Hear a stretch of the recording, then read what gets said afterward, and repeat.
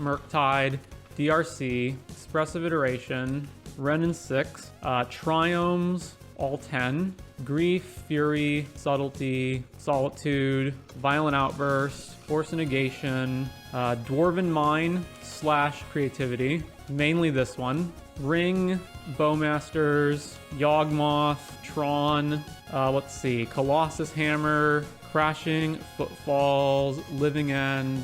What are the top meta decks? Oh, how did I forget? 3 Fairy, Narset Parter Veils, Karn, the Great Creator, Amulet of Vigor, or if not that one, Valakut or Dryad of the Elysian Grove, Underworld Breach, Gigantha, Kahira, probably Ephemerate. So basically all of those. Would creativity as a deck still be a thing without Dwarven Mine? I don't play the deck, so I don't know. It would, but it would be much worse. Without Dwarven Mine, you have to actually play cards that make tokens that you can sacrifice, which means things besides just Fable of the Mirror Breaker. It means that you don't always have access to a token whenever you want off of fetch lands. You would actually have to have some kind of deck building restriction where you'd have to put crappy token makers in your deck to make the deck function. Oh, Archon of Cruelty. Omnath doesn't need to go. The problem with Omnath is Renin 6, being able to just keep getting lands back every turn. The Cascade mechanic. Yeah, so it's either ban both of these or it's just ban how the mechanic works. Is the joke that this is just every card people play? No. These are all legitimately problem cards. Oh, I forgot. Lord of the Rings, land cycling cards. Lorien, Revealed, etc. Fable the Mirror Breaker? Nah, Fable's fine. I'm actually amazed Breach is still legal. It's banned elsewhere. Companion mechanic? Yeah, well, I would just basically errata the companion mechanic to just not exist, and then unban Lurrus and Yorion and whatnot. They're all fine regular deck cards. Lurrus and Yorion are perfectly cool, like recursive card advantage engine cards if you can't just have them in your command zone. The best part of the list is everything appears spelled correctly. Thank you. Oh, that is a missing comma. There we go. I think if all this gets banned, Twiddlestorm becomes insane. What does Twiddlestorm do if it doesn't have Underworld Breach? It has to actually win legitimately. It has to win with the old Ad Naz Oracle stuff. Oh, Blood Moon. Jesus, how'd I forget that one? So basically, problem with all of these cards, none of my problem with any of them is that, oh, the card too good, ban it. The problem with them is bad play patterns. Games are less fun when these cards are involved. So Ragavan is way too good of a turn 1 play. It's a card that must be immediately answered, or sometimes it can just run away with the game. The fact that it is basically a Monodork / card advantage engine and also a decent aggro creature all rolled into one is completely absurd. The dash mechanic, meaning that it's always live off the top of your deck and it dodges sorcery speed removal. It can bank the tokens, so it can actually accrue more mana than a normal Monodork could. All of it is just totally ridiculous. Oracle, while an obnoxious card, is not so bad that it needs to get banned. So Ragavan, the fact that a lot of the time your opponent plays a Ragavan and your move has to be, I have to pitch a card to my hand to Solitude this thing just so that they don't win the game with it, is ridiculous. The randomness of the card is also so egregious, where sometimes Ragavan hits you and it just exiles a land and who cares, and then sometimes Ragavan hits you and it exiles 3 Fairy and you lose on the spot, or various other cards. Murktide is a 2-mana 8/8 flyer. What the hell were they thinking? And the restriction of you have to play spells in your deck is not a restriction. DRC is not only the most aggressively costed 1-drop aggro creature ever made that also has flying, but it also filters your draws and enables all sorts of graveyard shenanigans. A card can either be an aggro creature or it can be a filter creature. It can't be both, or it shouldn't be both. It's the old heuristic attributed to Patrick Chapin. Cards can either be Moldrifters or Baneslayer Angels. Can you imagine if Moldrifter was like a 7/7 with Hexproof that also drew 2 cards? Yeah, the fact that Legacy drops Delver for it. Yeah, Legacy Delver doesn't play Delver anymore because DRC is better. Expressive Iteration is just too much card selection for how cheap it is. And yes, it does require some deck building restrictions and that you need to play stuff like Mishra's Bauble so that when you play it and don't have a land drop, you have other things that you can play with it, but it's too good. Renin 6 is one of the most egregious cards on here. It causes so many problems. First of all, plussing to get a land back is essentially plus draw card. Now, it's not exactly plus draw card because obviously you're just getting back a land, and a land is not equivalent to a spell. Although sometimes it is because, oh, Don't forget that one. Renin 6 being able to bring back lands that are also spells, like channel lands, or that cycle to draw cards. That one too. Let's not forget that one.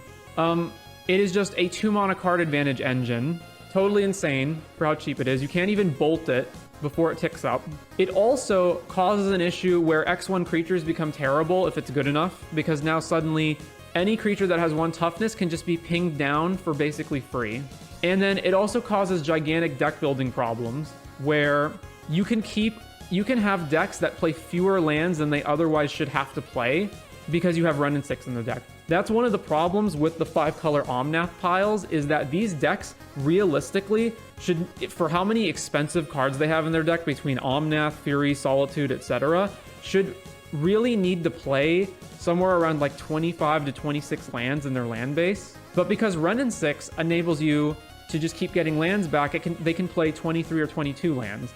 And it enables you to keep hands like 2 lands, Renin 6, big spells, because it doesn't matter, because Renin 6 will just keep hitting your land drop every single turn. Triomes. So traditionally you had fetches and shocks. And fetches and shocks, although they were pretty good, you couldn't really afford to play 4-color decks with them. Sometimes they would show up, like sometimes you'd see 4-color Death Shadow just because the Death Shadow deck didn't care if it kept shocking itself. But for the most part, having to pay life by shocking in lands was a problem. You couldn't just play every single color. Triomes have now fixed, in quotes, that issue, because although Triomes do enter tapped, which is a big downside, you only have to play 1 or maybe 2 Triomes in your deck, and then you just fetch them either on turn 1 when you don't have a turn 1 play, or just at some other point in the game. And they make fixing way too easy.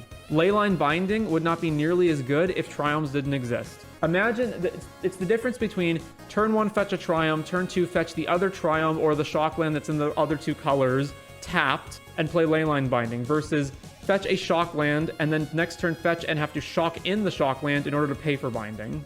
They've made the colors just way too easy and homogenous. All the Evoke Elementals, the worst one is Grief in its scam applications, but all of them are problematic except for Endurance. The ability to blink them around, return them from the graveyard, reanimate them, flicker them all over the place, and just having spells that are free answers. So normally, if you're playing a combo deck or a deck that takes a long time to get going, like a mid-range, a value, or a control deck, your downside would be that the aggro deck could overrun you before you could actually answer them, right? Or if you were playing a combo deck, again, you could get overrun before you could assemble your combo. Now you can just pitch stuff for free and kill things, and it doesn't bother you setting up. And they're all reasonable creatures even in their hardcast mode. It's not like they're super expensive bad creatures once you get to 4 and 5 mana. They're actually just reasonable creatures. So all of these need to go. Endurance is not an issue. Endurance is very limited in what it does. It specifically hits graveyards. It doesn't kill anything. It doesn't have menace or flying or lifelink or double strike to win races. It's actually better on defense than it is offense. Violent Outburst is a problem because now the Cascade... So the Cascade decks in general, I think, are just obnoxious. But if you're going to keep them around, Violent Outburst has to go. And it's because having this ability at instant speed means that your opponent can't develop. It means that 1, in combination with Force of Negation, you can Violent Outburst on your opponent's turn and hold Force up to protect the Violent Outburst. But even if Force didn't exist, you can still do things like, what's the best answer to the Cascade decks? It's counter spells or equivalent spells that basically negate the Cascade, right? So let's say you're playing the control deck and you have a counter spell. Now your opponent can just go, on your turn, in your upkeep or whatever, or on your end step, cast Violent Outburst. And then even if you have the counter spell to counter it, then they go, okay, now you're tapped out, now I'll just Cascade on my turn. Force of Negation, same kind of problem. Originally, you would think it would work like Force of Will, but actually the timing restriction on it means that it's much better as a combo backup piece to protect combos, especially Violent Outburst at instant speed. So it means combo decks, or it means even control decks, right? Now, so let's say you were playing a control deck, and you had to tap out for your bomb, right? You had to tap out for your Jace, and then your Jace might just die. Now you just have Force of Negation, and you just protect it for free. Dwarven Mine and Creativity. So the Creativity deck I also find obnoxious. Again, it's a turn 4, you just die. but it would be far less so if Dwarven Mine didn't exist. Being able to just constantly fetch a creature for free at any point in the game, it's also a problem that this combos with Wrenn and 6, but even if Wrenn and 6 didn't exist, it is an issue that getting the token that you need for creativity costs you nothing. And you can do it in instant speed, meaning you don't have to play your token generator past the turn, allowing your opponent to answer it, and then untap. You can just, oh, it's my turn, I don't have any tokens in play, fetch, get a Dwarven Mine, creativity. It's kind of the same problem as Splinter Twin, right? If you were playing against the Splinter Twin deck, you had the option of, well, I can either develop my board, I can play my creature or whatever, or I can just hold up removal. But if I don't develop my board and then they don't have it, then I'm just holding up removal and not doing anything. And then if they just cast spells that mean that my holding up removal was bad, then I've wasted all that time. But if you tap out, then they can just flash an Exarch, twin it, and you die. It's the same thing with Dwarven Mine. Do I hold up removal for these 1/1 dwarves? And your opponent doesn't even have to get them one at a time. They can wait until turn 5 and have 2 fetch lands and fetch them and creativity both the tokens, so that you need 2 pieces of removal. Ring draws way too many cards, and the fact that it fogs also means that you can't race it. It's the same kind of issue where, at least, even though cards like Jace the Mind Sculptor are annoying, at least if you just tapped out for a Jace and you didn't have anything in play, your opponent could just kill your Jace, or they could just attack you and you might die. But the ring fogs, so now you can't even do that. And the protection from everything means it's more than just attacking you. You can't even thought seize your opponent or bolt them or anything. Bowmasters looks so innocuous at first, but then when you actually play with it, the fact that it keeps triggering over and over and over is so absurd. It's 2 bodies, flash speed, kills. It's also the same issue as Wrenn and 6, where it just kills X1s for free. So basically, X1 creatures are almost unplayable right now in Modern. If you have an X1 creature, it has to basically be like a Ragavan, where if it doesn't die, it's so powerful that it's worth taking the risk. Oh, by the way, going back to these evoke elementals for a bit, these evoke elementals would have been fixed entirely if they just templated them like Mox Diamond. So if you know Mox Diamond from Legacy, it's a 0-mana artifact that taps for any color, but as it enters the battlefield, you have to discard a land, and if you don't, it just dies. And notably, it dies instantly. You can't activate it with that. It's not a trigger that you can activate. It's not a Lotus Petal that you can just go, oh, I don't have a land, well, I'll just play it for a ritual anyway. No, it immediately goes to the graveyard. They could have fixed the problems with these evoke elementals by just saying, as this creature enters the battlefield, if you evoked it, exile it, that fixes the blinking and scamming problems and reanimation. Yawgmoth, being able to draw a card for no mana by just sacking creatures that have Undying or that are tokens and killing stuff is just so ridiculous. It's not even a creature where, oh, well, if they play Yawgmoth, just kill it. Okay, so they go Yawgmoth, and you go in response, Yawgmoth hits the field, cast Path to Exile, Solitude, whatever, to kill it. And they go, okay, in response, sack 5 things, draw 5 cards. Next turn, redeploy Yawgmoth again. Tron, turn 3, you lose the game. You just play Karn the Great Creator and find whatever, or Karn Liberated, exile your land. Can't possibly keep up with Tron. And the existence of Tron means that LD is now required in the format. Tron is also resilient to all kinds of hate. It's good against hand disruption. It's good against LD that isn't permanent, like Blood Moon and those kinds of effects. Colossus Hammer. It's either, well, Colossus Hammer itself isn't the problem. It's the cards that let you equip things for free, but the other equipment are not issues. It's the fact that it's 1 mana. It can't be like Sigarda's Aid, because that still leaves Pure Steel Paladin. So it has to either be Colossus Hammer or both Sigarda's Aid and Pure Steel Paladin. Crashing Footfalls and Living End. Just the whole Cascade mechanic is broken and stupid. 3 Fairies static ability is one of the most obnoxious things in the whole game. The fact that it just completely invalidates certain things, and that it incidentally hits things like Cascade and Suspend spells. Narset and anything that has the anti-draw blanking abilities, because for some reason, they don't template these cards. Here's how you fix Narset. If an effect an opponent controls would cause them to draw an extra card, etc.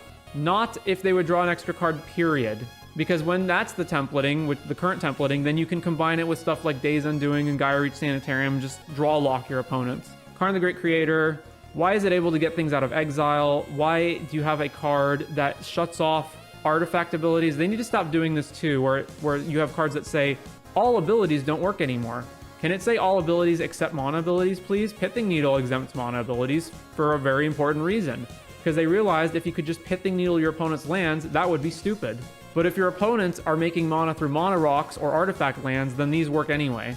Amulet of Vigor has become a turn 2 combo deck that is really hard to interact with. So it either needs to be...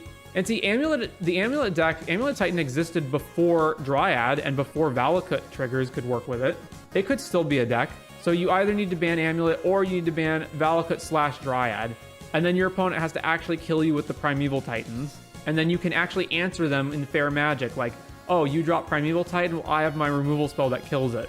Underworld Breach, I don't know why they thought Yogg Will for 2 mana would be acceptable, especially when the spell isn't permanently exiled and you can keep casting the same spell over and over. Gigant and Kahira, these cards really aren't problems in terms of their power level, they're problems in terms of they're too free to play. Ephemerate is too much value for 1 mana. Archon of Cruelty is now the de facto best reanimation target, aside from maybe Atraxa, but the fact, see, at least with Atraxa and Gristlebrand, you have to actually, like, have the creature survive the turn.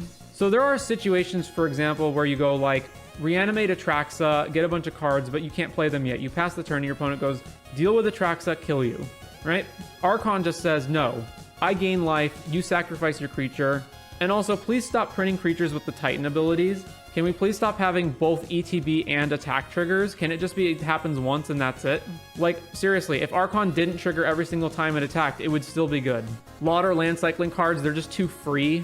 Blood Moon, you should not have a card that makes the game just end on the spot for 3 mana. If 5-color piles are a problem because of triomes, then address that. Don't have a lock piece that just says you lose the game. The Seiju, similarly, none of the other channel lands are problems. It's how cheap this one is. And Renin 6 plus Boseiju locking people, also BS. And then finally, Urza's Saga. They keep banning creature-making lands. For example, isn't Field of the Dead banned? Field of the Dead is nowhere near as good as Urza's Saga. And Urza's Saga causes all kinds of other problems, like it juices Amulet Titan, because now you can just find all your stuff for free. How in the world is Field of the Dead banned, but Saga is fine? So, that's the list. And the problem is, that's so many cards, so much monetary value. So many decks would either become weaker or die on the spot by banning those. It's basically like you have to burn the format to the ground and restart. Planeswalkers should not have static abilities, period. I disagree. Because all of the Planeswalkers from War of the Spark have static abilities. Most of them are fine. It's just those 3 that are terrible. So, if Wizards isn't going to ban anything, or maybe they'll just ban the ring, but that's it. How do we fix the format? What comes off? Burn to the ground and restart. Isn't that Pioneer? Yeah, Pioneer is also in a horrible place right now, but at least it doesn't have the same degeneracy as before. Pioneer basically needs to ban...